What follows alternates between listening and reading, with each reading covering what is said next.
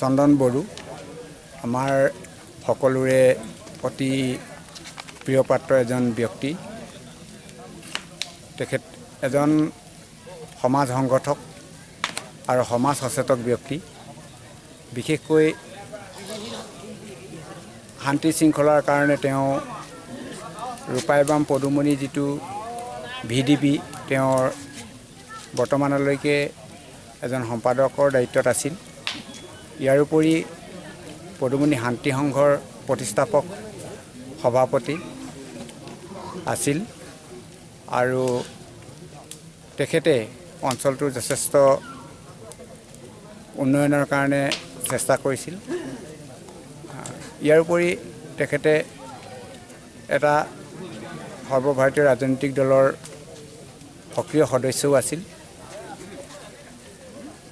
বিশেষকৈ কংগ্ৰেছ দলৰ এজন ভাল কৰ্মী আছিল আৰু তেখেতে সকলোৰে লগত সদায় সুহৃদয়েৰে বসবাস কৰিছিল।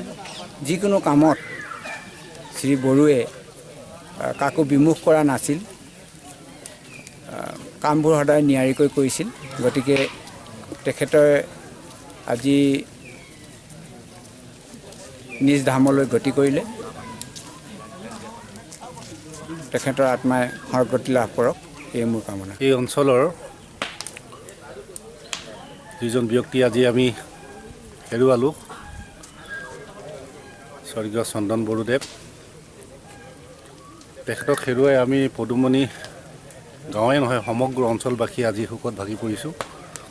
যিহেতু তেখেত সমাজৰ প্ৰতি, মানুহৰ প্ৰতি যি অকুণ্ঠ মৰম সঁহাৰি, তাক কোনেও আজি পাহৰিব পৰা নাই। আৰু তেখেতৰ যি কৰ্মৰাজি আমাৰ প্ৰতিজন ব্যক্তিৰ হৃদয়ৰ মাজে মাজে বৈ থাকে আৰু সেই গতিকে আজি তেখেতক হেৰুৱাই আমি ইমান শোকত ভাগি পৰিছোঁ, আমি নিজকে চম্ভালিবলৈ অলপ অসুবিধা হৈছে।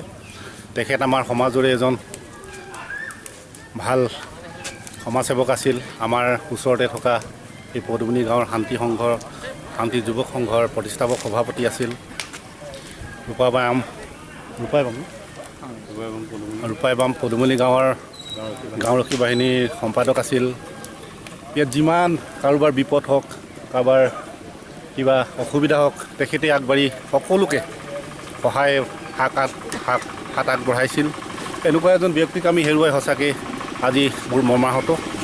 গতিকে তেখেতৰ আত্মাই সদগতি লাভ কৰক।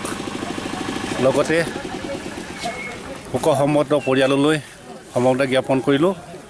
আমাৰ এই পদুমণিবাসী ৰাইজৰ হৈ তেখেত য'তে থাকে শান্তিৰে থাকক, কুশলে থাকক, এই কামনা কৰিলোঁ। আজি আমি শ্ৰদ্ধাৰ প্ৰয়াত চন্দন বড়োৰ হঠাতেই তেওঁ প্ৰেছাৰত আক্ৰান্ত হৈ মৃত্যুমুখত পৰিল আৰু তেখেতৰ মৃত্যুত আমি পদুমণি শান্তি যুৱ সংঘৰ তৰফৰ ফালৰ পৰা আন্তৰিক আৰু লগতে আমি শোকতপ্ত পৰিয়ালবৰ্গলৈ আমি সমবেদনা জ্ঞাপন কৰিছোঁ।